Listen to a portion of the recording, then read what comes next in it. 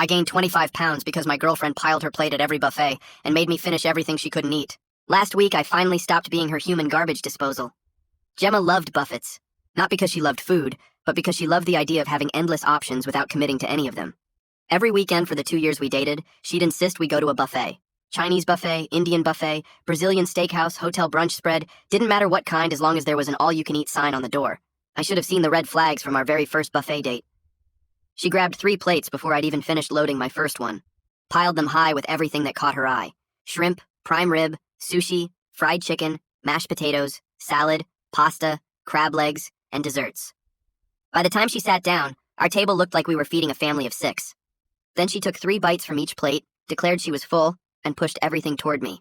I laughed it off that first time, thought she'd just gotten overexcited, but it happened again the next week. And the week after that, and every single week for 2 years straight. The pattern was always the same. Gemma would spend 20 minutes walking around the buffet, loading up plate after plate. She'd arrange everything perfectly, take a few pictures for her social media, eat maybe 10% of what she'd taken, then announce she was stuffed and couldn't possibly eat another bite. Then she'd look at me expectantly and ask if I was going to finish that. At first I said no. I had my own food. I didn't need to eat hers too. But she'd get upset. Said it was wasteful to leave food behind. Said the buffet would charge us extra for uneaten food. Said she felt guilty watching perfectly good meals go to the trash. She made it seem like I was the unreasonable one for not wanting to stuff myself sick every weekend. So I started finishing her plates. I'd eat my food, then eat hers, then sit there feeling like I was going to explode while she scrolled through her phone and complained about how bloated she felt from the little bit she'd eaten. I gained 25 pounds in our first year together. My doctor asked if my eating habits had changed. I didn't know how to explain that my girlfriend was essentially force-feeding me every weekend because she couldn't control herself at a buffet. The worst part was that Gemma never acknowledged what she was doing. In her mind, she wasn't wasting food because I ate it. She wasn't being inconsiderate because she always offered to share. She wasn't causing any problems because the plates ended up empty one way or another. The fact that I was the one emptying them never factored into her thinking. I tried talking to her about it multiple times, asked if she could take smaller portions. She said she liked having variety and didn't want to limit herself. Asked if she could go back for seconds instead of taking everything at once. She said that was inefficient, and she didn't want to keep getting up. Asked if we could maybe eat at regular restaurants sometimes, where portions were controlled. She said buffets were a better value, and she didn't understand why I was complaining when we were getting so much food for the price. She always had an answer. Always had a way to make me feel like I was the one being difficult. Meanwhile, I was buying new pants every few months because nothing fit anymore. The breaking point came last week at a seafood buffet. Gemma loaded up her usual mountain of food. Crab legs, lobster tail, oysters, shrimp cocktail, fried fish, clam chowder, 2 different kinds of pasta. She ate half an oyster and a few shrimp, then pushed everything toward me and said she was saving room for dessert. I looked at the pile of seafood in front of me. Thought about all the meals I'd forced down over the past 2 years. Thought about the weight I'd gained, the stomach aches I'd suffered through, the way I dreaded weekends because I knew what was coming. I said no. Gemma looked confused. Asked what I meant. I said I wasn't going to finish her food. She laughed like I was joking. Said, come on, we couldn't just waste all of it. I said she should have thought about that before taking more than she could eat. Her face changed. She got annoyed and said I was being ridiculous. Said I'd always finished her food before, so why was I making a big deal about it now? I told her I'd always hated finishing her food. I'd just done it because she guilted me into it every single time.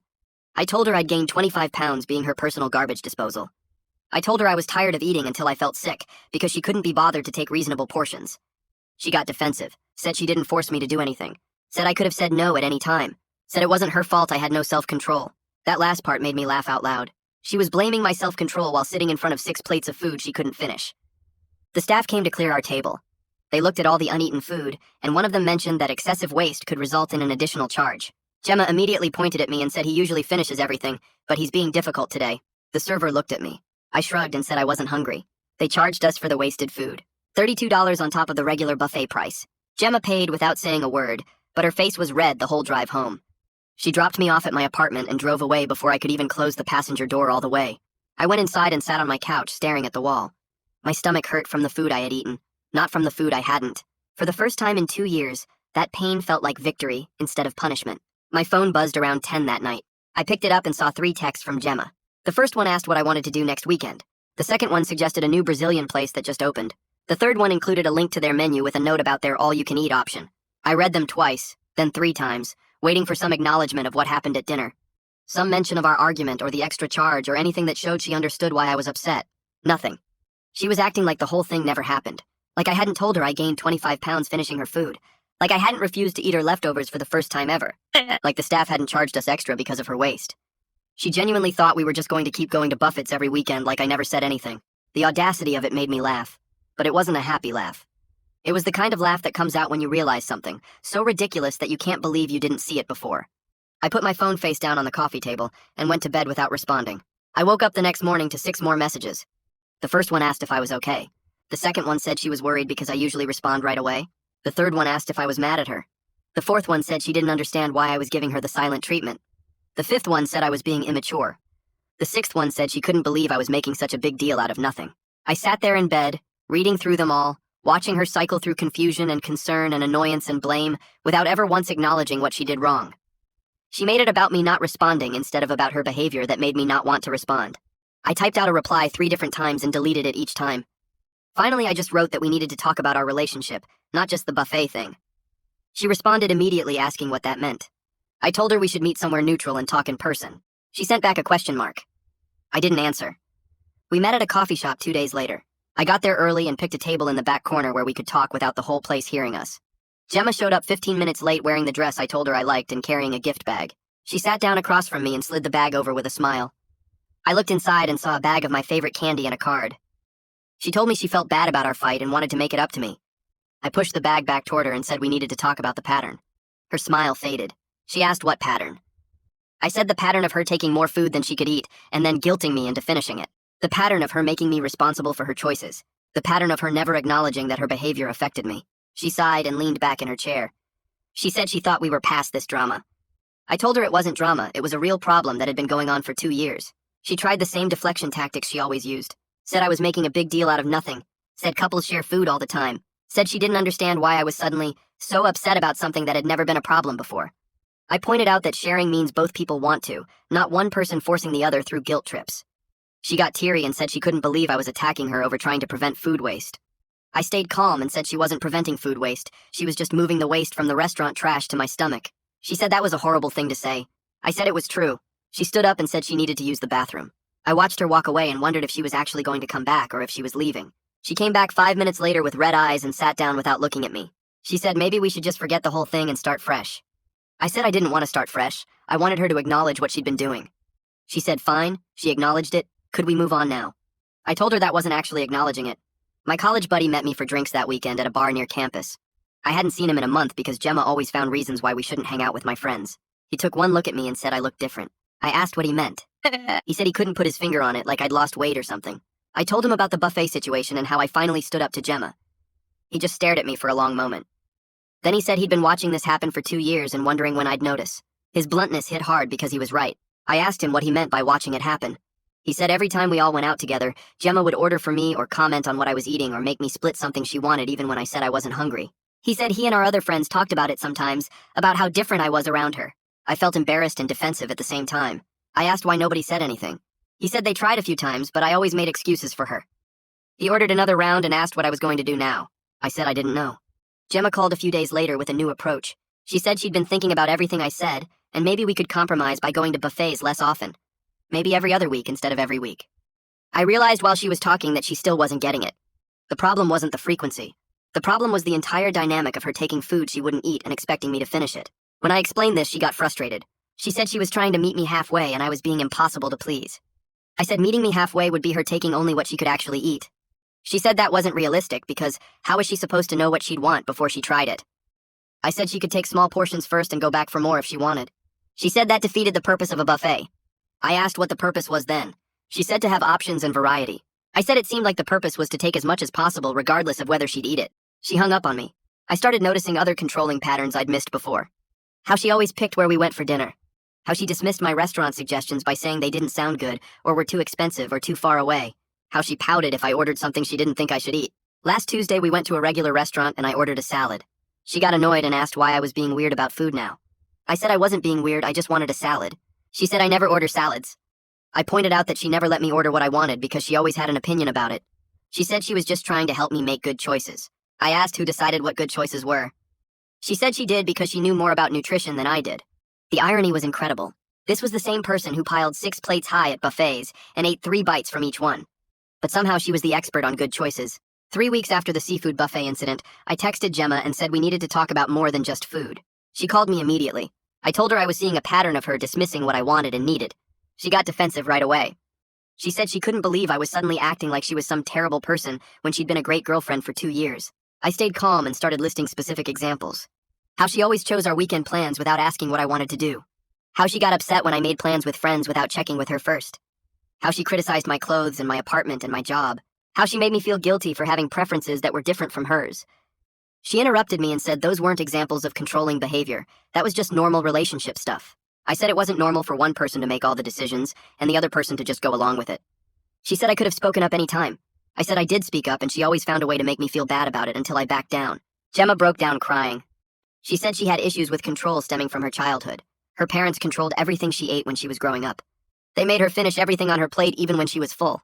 They decided what she could order at restaurants. They criticized her weight and her food choices constantly. She said it messed her up and that's why she had such a complicated relationship with food now. For a moment I felt bad and wanted to comfort her. This was the most vulnerable she'd ever been with me.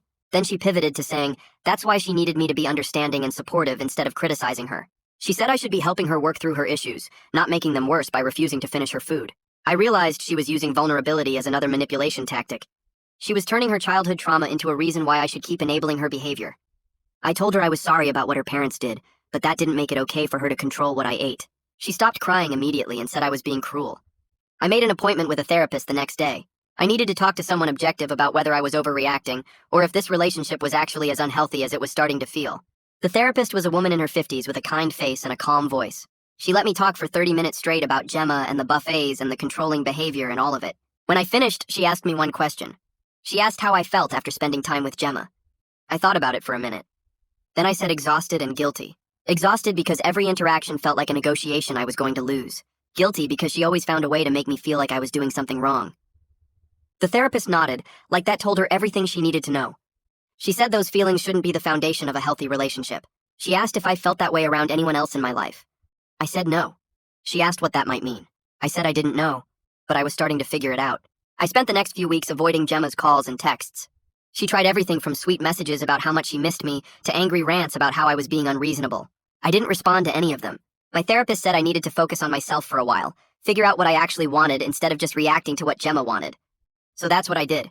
I started eating meals at normal times, choosing what I wanted to eat based on what sounded good instead of what would make someone else happy.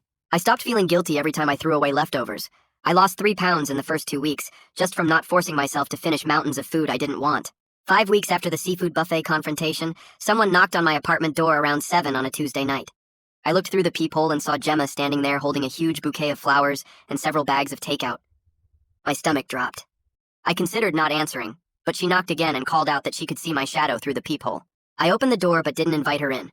She smiled like nothing was wrong and held up the flowers. She said she wanted to prove she could think about what I wanted for once. She'd brought food from my favorite Thai place, the one I'd mentioned wanting to try months ago, but we never went because she only wanted buffets. I looked at the takeout bags. There had to be at least 4 entrees in there, maybe more. She pushed past me into the apartment and started unpacking everything on my coffee table. Pad Thai, green curry, drunken noodles, spring rolls, tom yum soup, mango sticky rice, enough food to feed a family. She sat down on my couch and patted the cushion next to her. She said she'd been thinking about what I said and she understood now. She wanted us to start fresh. I sat down but kept some distance between us. We ate in silence for a few minutes. The food was good, exactly what I would have ordered. But I noticed she'd only gotten 1 set of utensils. I took a few bites of the pad thai and some spring rolls. When I pushed the containers away and said I was full, her face changed. She slid the green curry toward me and said I should at least try it since she got it special for me. I said I was full and didn't want any more. She laughed and said, "Come on, there's so much food here, we can't let it go to waste." The same exact words she'd used at every buffet for 2 years. I looked at her and realized this wasn't about proving she could think of me. This was her doing the exact same thing with different packaging.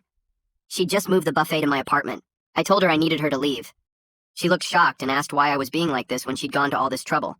I said because she brought enough food for 4 people and was trying to guilt me into eating it all. She got defensive and said she just wanted to make sure there were options, that she was trying to be thoughtful. I stood up and walked to the door. I opened it and waited. She sat there for a minute staring at me like I was going to change my mind. Then she grabbed her purse and stormed out without taking any of the food. The next morning I called her and told her we needed to talk seriously about our relationship. She said she was listening. I said I needed space to figure out what I wanted, and that meant no contact for at least 2 weeks. She was quiet for a second, then she started begging me not to do this. She said we could work it out, that she'd do better, that she understood now what the problem was. I stayed firm and said 2 weeks, no exceptions. Her voice changed from pleading to angry. She said I was being dramatic over nothing. She said I was throwing away 2 years over stupid food issues. I repeated that I needed 2 weeks of space. She said, fine, take your space, but I was going to regret throwing away what we had.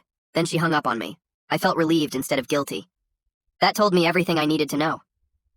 The first week was hard. Gemma texted me constantly despite agreeing to give me space. The messages started sweet. She sent pictures of us from better times with captions about missing me. She sent long paragraphs about how much she loved me and how we were meant to be together. When I didn't respond, the messages turned angry. She said I was cruel for ignoring her. She said I was punishing her for trying to show love the only way she knew how. She said her parents had messed her up and I was supposed to help her heal, not abandon her. On day 6, she sent a message that was 3 paragraphs long blaming my friend for poisoning me against her. She said I'd been fine until I started listening to people who didn't understand our relationship. She said my sudden personality change proved someone was manipulating me. I read that message twice, then blocked her number. The silence that followed felt incredible. My apartment felt peaceful for the first time in months. I could eat dinner without dreading a guilt trip. I could make plans for the weekend without factoring in a buffet marathon. I could just exist without constantly managing someone else's emotions. The 2 weeks stretched into 3, then 4. I kept telling myself I needed more time, but really I just felt better than I had in years. I was eating normal portions at normal times. I'd lost 8 pounds without trying. My clothes fit better. I wasn't spending every Saturday and Sunday stuffing myself sick. My apartment felt like mine again instead of a place where I lived with constant guilt. I went to movies I wanted to see. I visited my sister without Gemma complaining about how long I spent with my family. I read books and played video games and did all the things I'd stopped doing because Gemma always needed my attention. One night I realized I hadn't thought about her all day. That had never happened in 2 years. I'd always been thinking about what she wanted or needed or expected from me. The freedom was amazing. 2 months after the breaking point at the seafood buffet, I joined a gym. Gemma had always discouraged me from working out. Every time I mentioned wanting to get healthier, she'd say I was fine the way I was. She'd say she liked my body and I shouldn't change it. She'd say gym memberships were a waste of money. Looking back, I realized she didn't want me to improve myself because that might mean I'd stop depending on her approval. I started going 3 times a week. Nothing crazy, just some cardio and basic weight training. I was down 15 pounds and feeling stronger. I could climb stairs without getting winded. My back didn't hurt all the time. One of the trainers came up to me after a workout and said I seemed really motivated compared to most new members. I thought about it and realized it was because nobody was sabotaging my efforts anymore. Nobody was pushing food at me and making me feel guilty for saying no. Nobody was telling me I was fine the way I was while secretly keeping me unhealthy. For the first time in years, I was making progress towards something I wanted instead of just trying to keep someone else happy. 3 months after I blocked Gemma's number, a mutual friend reached out. She said Gemma had asked her to contact me because Gemma wanted to apologize properly. She said Gemma had been doing a lot of thinking and understood now what she'd done wrong. The friend said Gemma just wanted a chance to talk, nothing more. I thought about saying no. Part of me wanted to just move on and never see Gemma again, but another part wanted to hear what she had to say, maybe get some closure. I agreed to meet for coffee at a place near my apartment. Gemma showed up 10 minutes early. She looked different, thinner maybe, or just tired. She had a whole speech prepared. She said she'd been seeing a therapist who helped her understand her control issues. She said she realized she'd been treating me like an extension of herself, instead of a separate person. She said she was sorry for all the times she'd made me feel guilty, or dismissed my feelings. It sounded good. It sounded like real growth. But then I didn't immediately say we should get back together and her whole demeanor changed. She got this tight expression and said she knew the apology wouldn't be good enough for me. She said she'd been working so hard on herself, and I couldn't even acknowledge it. She said I'd already made up my mind to end things and this meeting was just me being cruel. I stayed calm and said I appreciated her apology, but I needed more time to think. She grabbed her purse and stood up. She said she was done trying to prove herself to someone who would never forgive her anyway. Then she left. I sat there finishing my coffee and realized nothing had actually changed. She'd learned to say the right words, but underneath she was still the same person who couldn't handle not getting what she wanted. After that meeting, everything became clear. I'd spent 2 years in a relationship where I didn't exist as a separate person with my own needs and wants. I existed to make Gemma happy, to finish her food, to accommodate her preferences, to manage her emotions.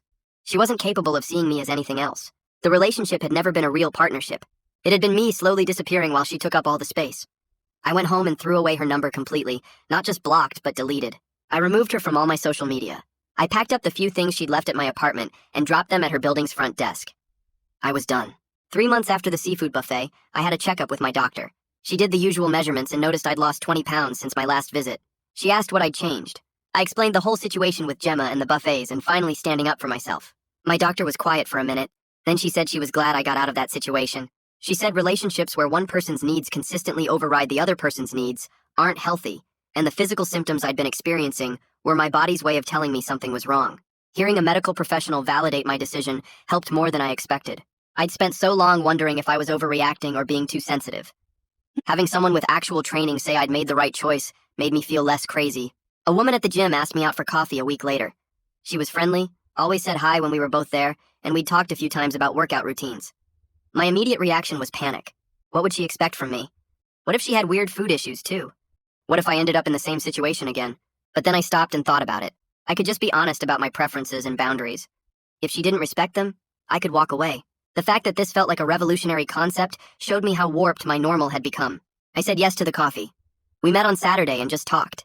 She asked what I liked to do for fun. I told her honestly. She shared what she liked. When the check came, we split it without any drama. She didn't order extra and expect me to finish it. She didn't guilt me about my choices. It was just two people having a normal conversation. It felt so easy compared to what I'd been dealing with for 2 years. 4 months after standing up to Gemma at that buffet, I ran into her at the grocery store. I was in the produce section picking out vegetables when I saw her near the front with a guy I didn't recognize. He was pushing a cart that was absolutely overflowing with groceries while she walked ahead on her phone. She didn't see me. I watched them for a minute. The guy looked tired, kind of defeated, like he was already worn down. I felt a flash of pity for him. He had no idea what he was getting into, but mostly I felt grateful. Grateful that wasn't me anymore. Grateful I'd finally learned that someone who really cares about you doesn't need you to sacrifice your health and happiness to prove your love. Real love doesn't come with guilt trips and manipulation. Real love doesn't require you to eat yourself sick every weekend. I grabbed my vegetables and went to checkout. I didn't look back. I'm not perfect at boundaries yet. Last Thursday, I caught myself starting to explain to a cashier why I was only buying 3 items instead of a full cart, like I needed to justify my choices to a stranger. I stopped mid-sentence and just paid. The cashier didn't care. Nobody cared. That realization keeps hitting me in small moments. 2 weeks ago, the woman from the gym, Sarah, suggested getting dinner. I picked an Italian place I'd been wanting to try. Ordered chicken piccata without checking if she approved. She ordered her own meal and ate it. We split the check. No drama, no guilt trips. No one pushed food across the table. When she asked if I wanted to share dessert, I said no thanks and meant it. She ordered one for herself and didn't make it weird. Life isn't dramatically different on the surface. I still go to work, hit the gym, see my friends. But it feels different. Feels like mine. I'm making decisions based on what I actually want instead of what will cause the least conflict. Some days I still catch that old instinct to shrink myself down, to accommodate, to apologize for existing. But now I recognize it. Now I can stop and choose differently.